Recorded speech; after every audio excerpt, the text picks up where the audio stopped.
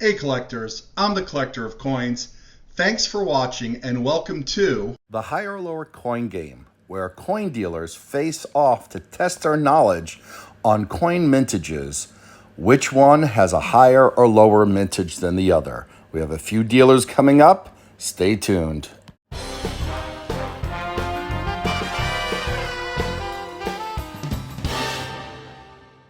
Today we have three dealers playing the higher lower game. We have Buffalo Bob from Buffalo Bob's Coins, we have Dave from Anglo Coins, and we have Scott from Scott's Coins.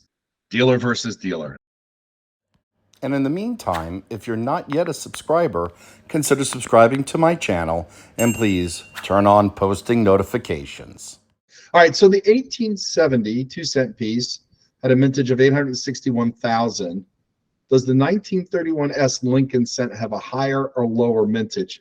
The 2-cent piece, I love looking at. I think they're very ugly. Personally, I don't like them.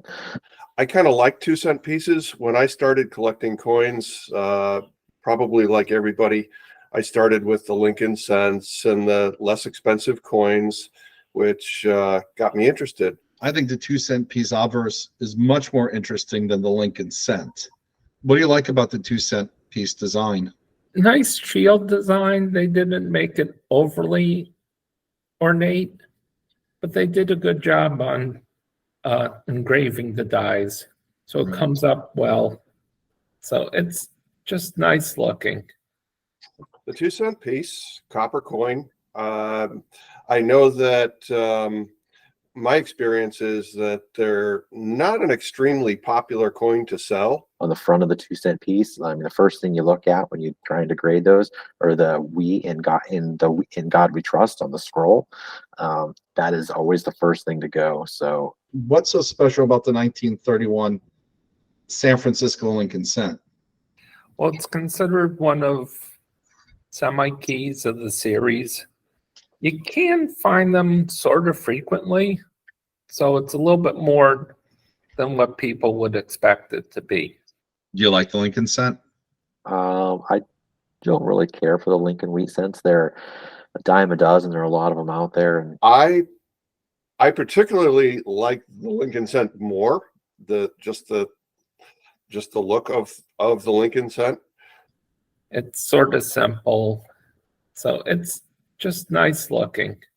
people do think they're valuable, and there are certainly a few of them that are.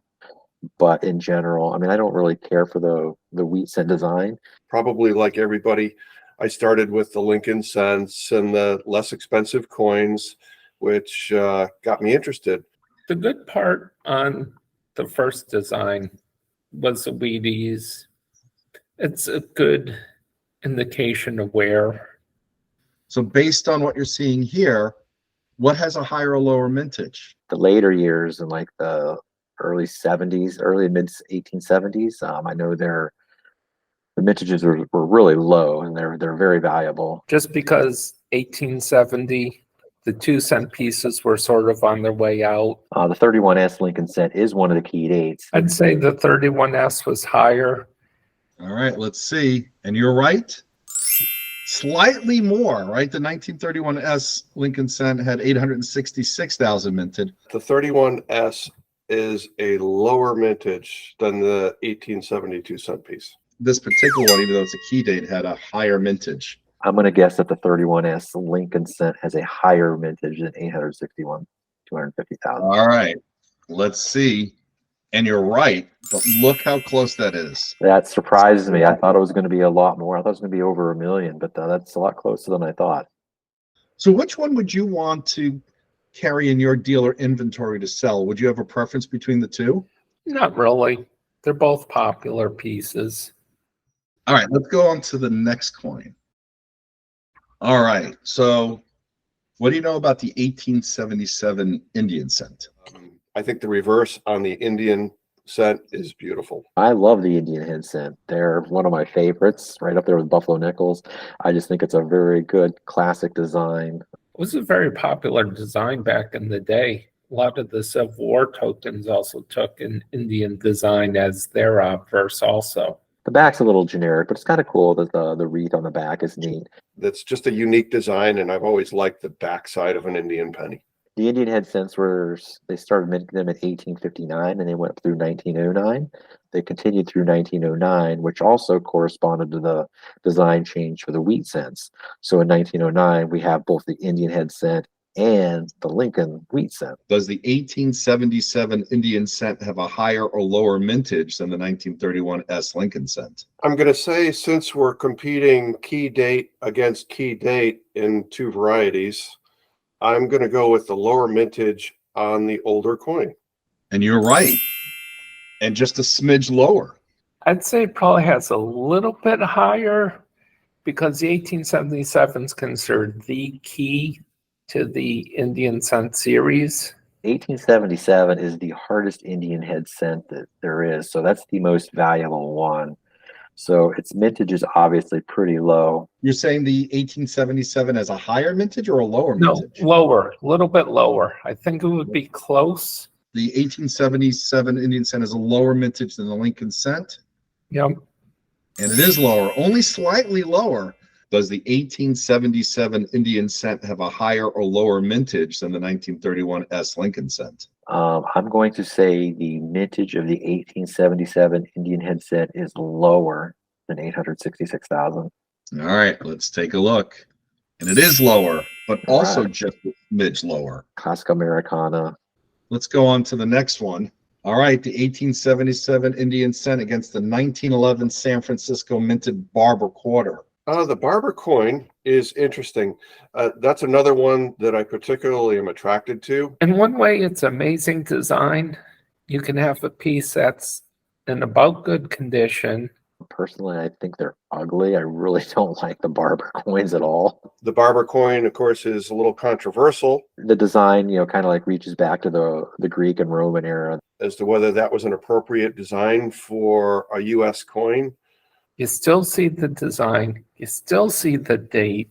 Ancient look to it. And I think Fairly good looking. You can recognize it as a Barber design. So the 1877 Indian cent versus the 1911 S Barber quarter. Does the 1911 San Francisco Barber quarter have a higher or lower mintage than the key date Indian cent? so. This is going to probably be just an educated wild guess. The Barber coins mintage were a bit higher than one might expect in that time period. It's a date you don't normally see. I'm going to guess The 1911S had a higher mintage than the 1877. And you're right, slightly higher mintage. the 1911 S Barber quarter has a higher mintage than 852,500. And it is higher, but not by much. No, you're keeping all these coins under $1 million. Indian I'd say cent. it's lower, the Lower. 11S. I think I see more 87s overall than I have 11Ss. All right, so you're saying the Barber quarter has lower mintage? Yep. No, it's got a higher Okay. mintage. And here are the scores after 3 rounds. All right, so let's move on to the next one. So the 1893 Carson City Morgan dollar. Strong detail to it. Unfortunately, the obverse picks up a lot of marks. I've got a lot more Morgans in my collection than I do Barber coins, nicer Barber coins. Morgan dollars are the most collected coin that there is. I've heard stats saying 80 to 90% of all money that trades hands numismatically in a coin show is for Morgan dollars. The reverse seems to handle things better. It doesn't get marked up as much. I think the Morgan has been highly popular and still remains to be, certainly the CC dates. I do like silver dollars. When you have one in your hand, you have you have a coin in your hand. So People like bigger coins. It's easier to see. Does the 1893 Carson City Morgan dollar have a higher or lower mintage than that Barber quarter? The 93, I think it's close to being one of the toughest Carson cities in the whole series. I think the mintages were fairly limited. But Morgan has suffered a little bit through the years in those late releases of mint bags when all the CCs were so highly valued, and then the market was flooded with them. Yeah, Carson City dollars have a very cult following, if you will. A lot of people love them just because the Carson City Mint was opened in Carson City to process the metals that were coming out of the mines in that area. They made a lot of Morgans. They had a lot of silver. So even the relatively lower mintage pieces would still have a nice mintage amount. They didn't want to have to send all this gold and silver to Denver or over to San Francisco via stagecoach because it was, very susceptible to being robbed. 1893 cc is going to be lower. Let's take a look. Whoa, nailed it, Scott. It is lower. People love them. They're very highly collectible. What about compared to the 1911 Barber Quarter? You didn't think this was going to be easy, did you? I'm just thinking 93 cc, I think it's a little bit higher. All right, let's take a look. Lower. Carson City Morgan dollars are fun. I do like to get those, and they're always good sellers. So for mintages on an 1893 Carson City Morgan dollar versus the 19S Barber Quarter or 1911S Barber Quarter, I'm going to go with the 1893 CC Morgan dollar has a lower mintage than 988,000. All right. Well, some Carson City Morgans have over 1 million minted. I do. But this one does not. You're correct. And after 4 rounds, despite Buffalo Bob's lead, it's still anyone's game. All right, let's take a look at the next one then. Does that 1880 Shield Nickel have a higher or lower mintage than the Morgan dollar? So the Shield Nickel, which has a lot of similarity, right, to the 2-cent piece. My knowledge on the Shield nickels is somewhat limited. The biggest problem is the harder material. I know a little bit about them. I know they weren't overly popular. What do you think of the Shield Nickel? It's not really an impressive coin to me on either side. They're the first nickels that we actually made. I mean, under the name of nickel, because we did make half dimes. If I were to pick between the 2-cent piece and the Shield nickel, those half dimes were made out of silver, but then when we went to the nickel coinage, they were obviously made out of nickel. So the dies wore more quickly. You had a lot of cracks on the dies. I think I would pick the Shield nickel over the 2-cent piece. I don't know why they didn't call them nickels before. Maybe because they were made out of silver. They were half dime. I don't know. So nickel is harder to strike than silver and copper? Oh, absolutely. It's the hardest metal that we've used for materials. I think that's one of the reasons why when they went off the silver coins, they went to copper nickel coins, because the copper would sort of make the nickel a little bit softer. But they weren't a very long run, probably about 25 years or something like that. Well, I don't know how popular the Shield nickel was, but they did their job as nickels. Do you like the design? They're okay. They're again, they're just the Shield to me is just, it's kind of like blah.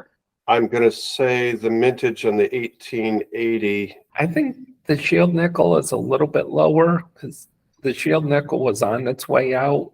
Is on the nickel is less than the low mintage of the 93cc, just by popularity. It was like a few years later, 1883 was when the V nickels came about.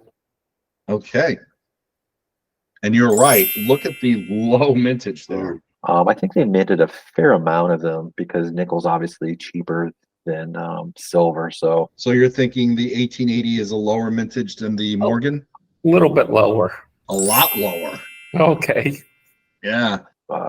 So here's another educated guess. I'm going, and knowing that the 1893 CC Morgan dollar is one of the tougher ones, I'm going to say the 1880 Shield nickel has a higher mintage than 677,000. Well, let's take a look.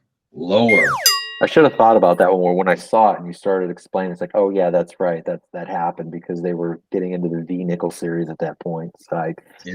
Let's take a look at the results after 5 rounds. Bob has 4, Dave has 3, and Scott has 4. We got half a game remaining. It's anyone's game to win. Keep on the lookout for part 2 of the higher or lower game, dealer versus dealer. Thanks for watching, and please remember to subscribe, turn on post notifications. Till next time.